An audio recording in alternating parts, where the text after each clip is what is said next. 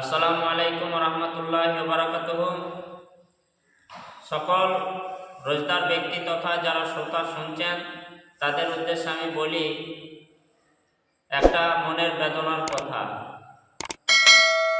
আজকে 30শে রমজান, আলহামদুলিল্লাহ আমরা যারা রাখতে পেরেছি খুবই খুশির বিষয়, আল্লাহর কাছে লাখ লাখ শুকরিয়া।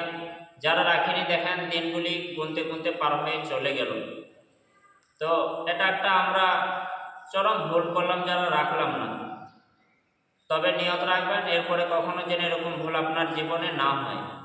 তো যেটা বলার কথা সেটা হচ্ছে, রমজান যখন চলে যাচ্ছে আমাদের কাছ থেকে বিদায় নিয়ে, যারা রোজা রেখেছিলাম দিনের বেলায় খাইনি, সাহারি খেয়ে ইফতার করেছি মাগরিবের সময়, আমরা রোজদার, আমাদের একটা মনের বেদনা দুঃখ লাগছে। কীরকম? যেমন কারো বাড়িতে মেহমান এলে, কুটুম আত্মীয় স্বজন এলে, বহির্গ্রাম থেকে বেড়াতে আসে, 2-4 দিন 5 দিন 10 দিন 1 মাস থেকে যখন বাড়ি ফিরে যায়, তখন রাস্তার দিকে তার দিকে ভেল ভেল করে তাকিয়ে থাকে যতক্ষণ তাকে আমি দেখতে পাই।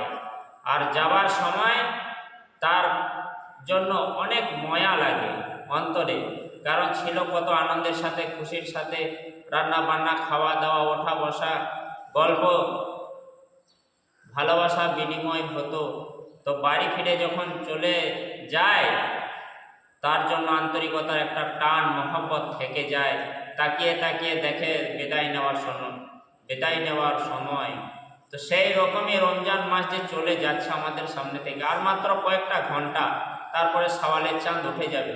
তো প্রকৃতপক্ষে সত্যি সত্যিই যারা রোজা রেখেছিলাম তাদের মনে একটা ওই কুটুম বিদায় নেওয়ার মতো রমজান বিদায় নিচ্ছে, মনে মনে একটা যেন মায়া, মমতা, ভালোবাসা যাদের ছিল রমজানের উপর কতই লাগছে। তবে যাই হোক, সকলে সান্ত্বনা নেন, সকলে মনকে ঠান্ডা করুন, ফ্রি করুন, এবং একটাই আদেশ, আমার উপদেশ দিচ্ছি আপনাদের, যে আল্লাহর কাছে বলবেন যে আল্লাহ গো, 24 সালের রমজান আমাদের কাছে চলে গেল, যা পারলাম যতটুকু পারলাম পালন করলাম, তুমি কবুল করো। ভুল ভ্রান্তি যদি রোজার মধ্যে থেকেছে সেটা মাফ করো।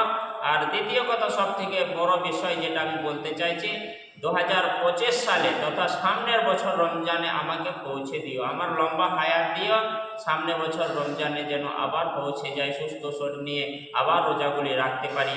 তাহলে এই যে রমজান চলে যাচ্ছে, এই যে একটা মনের বেদনা, ওই সামনের রমজান এলে এই বেদনাটা মুছে যাবে। তো সকলে আল্লাহর কাছে প্রার্থনা করবেন যে আল্লাহ আমাদের হায়াত দাও, সুস্থ দাও, এবং সামনের রমজান রাখতে পারি সে তৌফিক দাও। আল্লাহুম্মা আমিন। আসসালামু আলাইকুম ওয়া রাহমাতুল্লাহ।